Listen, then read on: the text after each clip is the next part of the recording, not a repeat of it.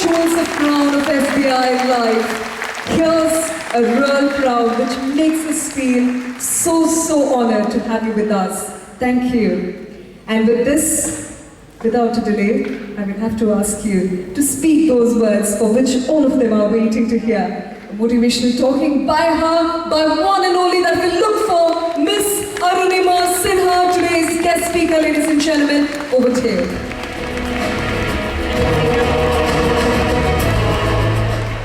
Best. Hello India. Hello.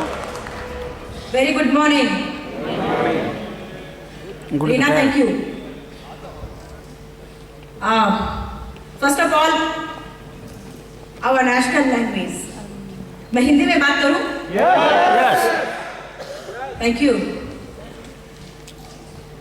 Thank you SBI Life. वैसे मैं आपको बता दूं, मेरे खुद के 4 इंश्योरेंस SBI Life में।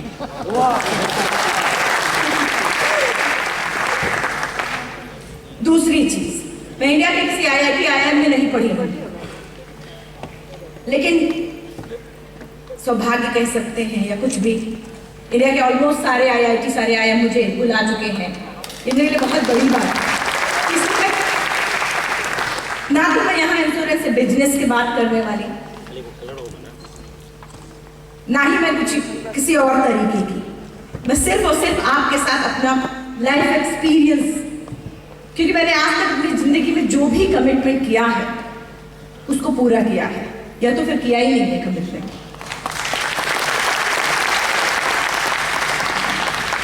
जैसा अभी रीना ने बताया आप सबको कि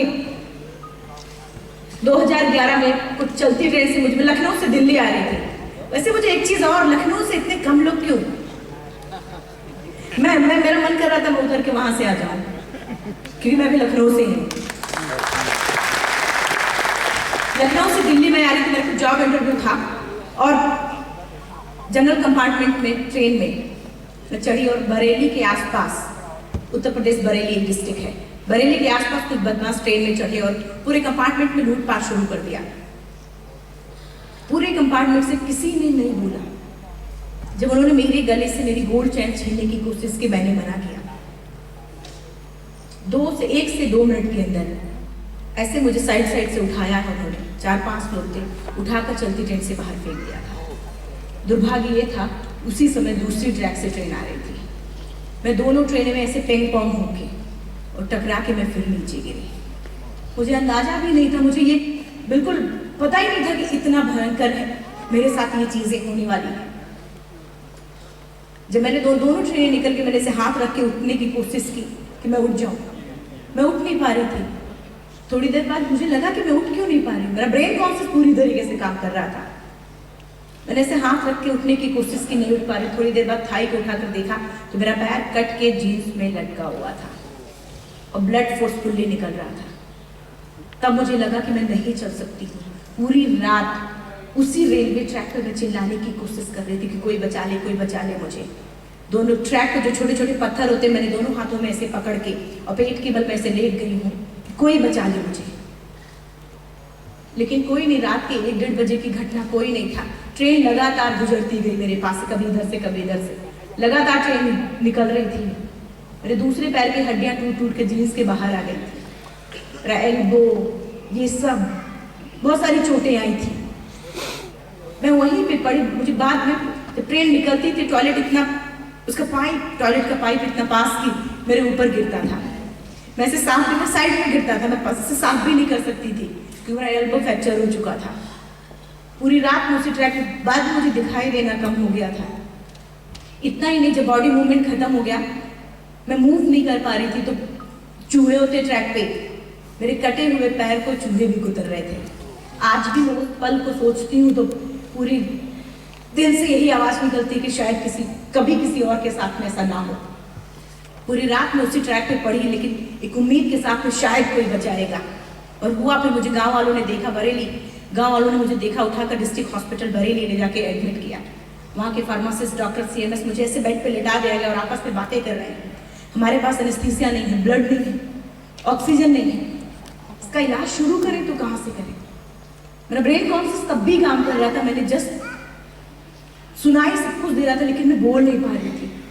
मैंने बहुत हिम्मत लगा के, बहुत ताकत लगा के मैंने सिर्फ इतना बोला। इतनी देर तक मैं रेलवे ट्रैक पे पड़ी थी, उस दर्द को बर्दाश्त किया।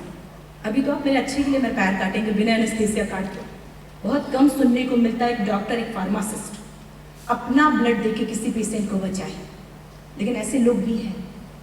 वहाँ के फार्मासिस्ट और डॉक्टर ने मुझे एक दिया और मेरा पैर बिना एनेस्थीसिया काट दिया गया। उस दर्द को तो कभी एक्सप्लेन नहीं कर पाऊंगी मैं। बिना एनेस्थीसिया काट दिया गया। बात जब मीडिया में आई, मैं नेशनल, मैं वॉलीबॉल की 7 टाइम नेशनल प्लेयर रह चुकी थी, तो बात जब मीडिया में आई, मुझे उसका फायदा मुझे मिलना शुरू हुआ। वहाँ से king George medical college Lucknow, फिर लखनऊ से मुझे AIIMS trauma centre, Ajay Maken जी थे उस समय स्पोर्ट मिनिस्टर, मुझे एम्स ट्रॉमा सेंटर नई दिल्ली लाके मुझे एडमिट किया। जब मैं एम्स में आई, सचमुच का जो चैलेंज होता वो तो एक था प्रक्रिया की, पैर कटा, ट्रीटमेंट शुरू, वो दर्द वो अलग चीज थी, लेकिन जो सच में जो चैलेंज था वो इस एम्स से शुरू हुआ। 20 से 25 दिन बाद जब डॉक्टरों ने बुलेटिन जारी किया कि अरुणिमा ठीक है, बातचीत कर सकती है, मैंने टीवी देखना शुरू किया तो उसमें हेडलाइन ब्रेकिंग न्यूज करके आ रहा था कि अरुणिमा के पास टिकट नहीं था, टीटी आने पर अरुणिमा ट्रेन से कूद गई। Can you imagine? वो चाहे लड़की हो लड़का हो, कोई फर्क नहीं पड़ता। वो इंसान क्या सोच रहा होगा जब हॉस्पिटल के बेड पे पड़ा, उसका पैर एक तो जा चुका, दूसरे में भी रॉड पड़ी, वो मूव नहीं होता। जस्ट दूसरे दिन जब मैंने पेपर पढ़ा, उसमें हेडलाइन था कि अरुणिमा सुसाइड के लिए गई थी। मैं उसको एब्जॉर्ब करने की कोशिश कर रही थी कि ये क्या है, समझने की कोशिश कर रही थी। मैं उसका फैसला ही नहीं कर रही थी मैं क्या बोलूं वहां पे।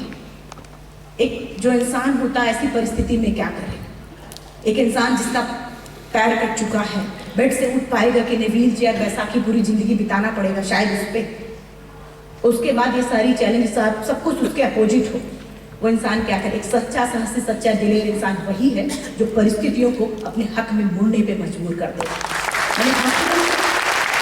मैं एक मध्यम वर्गीय फैमिली से हूँ।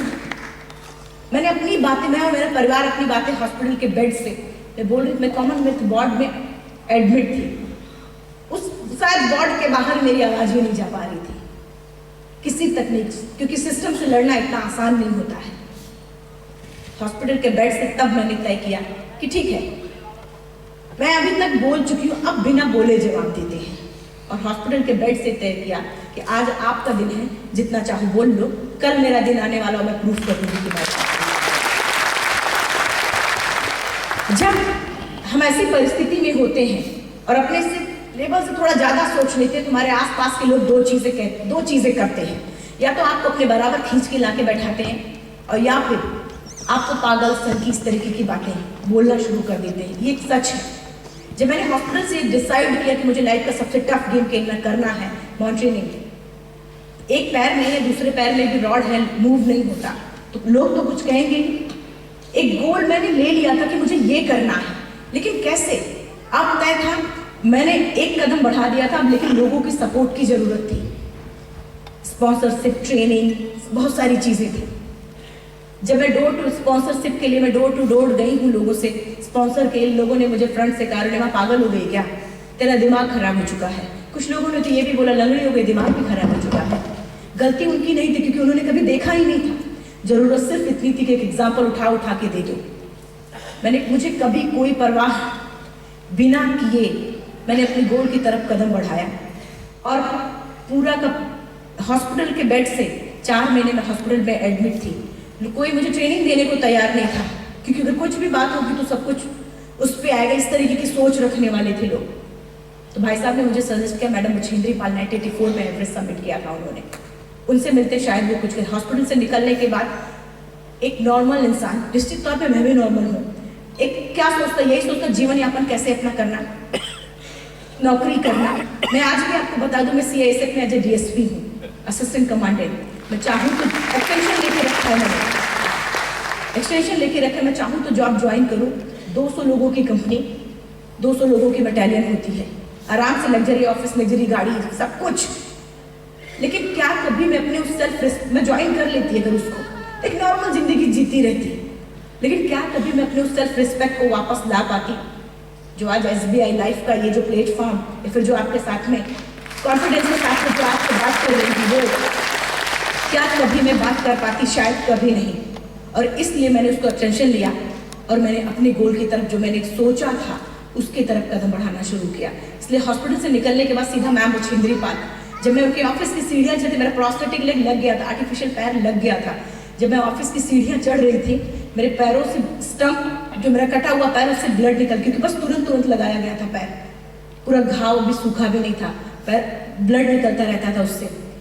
मैम बछेंद्री पाल को जब मैंने अपना प्रपोजल रखा तो उनकी आंखों में आंसू आ गया। उन्होंने बोला, अरुणिमा तूने ऐसे हालात में एवरेस्ट जैसे दुरूर पहाड़ के बारे में सोचा, तूने अपने अंदर तो एवरेस्ट फतह कर लिया, तो सिर्फ लोगों के लिए। मेरे परिवार के भाई साहब को छोड़ के बाहर का कोई एक और ऐसा शख्स मिला था जिसको थोड़ा यकीन हुआ। किसी को यकीन ही नहीं था कि मैं कर पाऊंगी, लेकिन उन्होंने कहा, अरुणिमा तुम्हारे सोचने से कुछ नहीं होगा, क्योंकि एवरेस्ट आसान नहीं, अच्छे के हौसले तोड़ देता है, आसान नहीं है। मैम ने कहा कि ठीक है, प्रूफ करो अपने आप को। वाकई में कहने और करने में दोनों में बहुत फर्क होता है। जब मैं माउंटेन पहुंची हूँ, ये रोड है, ये बेस कैंप, ऐसे नीचे लोग जो नॉर्मल थे 1 से 2 मिनट में भाग के पहुंचते थे बेस कैंप, मुझे 2-2, 3-3 घंटे लगते थे सिर्फ बेस कैंप पहुंचने में। मैं चल ही नहीं सकती थी, पैरों का, अपनी बॉडी का वेट मैं अपने पैरों पर नहीं ले सकती थी, तो मैं वेट क्या उठाऊंगी। मैं चलिए वहां पर भी यही कि पागलपन है, ये नहीं कर सकती। उस दौरान जब मैं ट्रेनिंग में थी या फिर हॉस्पिटल के बेड पे थी, जब लोग मुझे पागल और सनकी बोलते थे तो मुझे इरिटेशन होता था, गुस्सा आती थी। लेकिन आज की डेट में जब लोग मुझे पागल बोलते हैं तो मुझे खुशी होती है। पता है क्यों? क्योंकि मुझे उस पागलपन का मतलब समझ में आ गया है।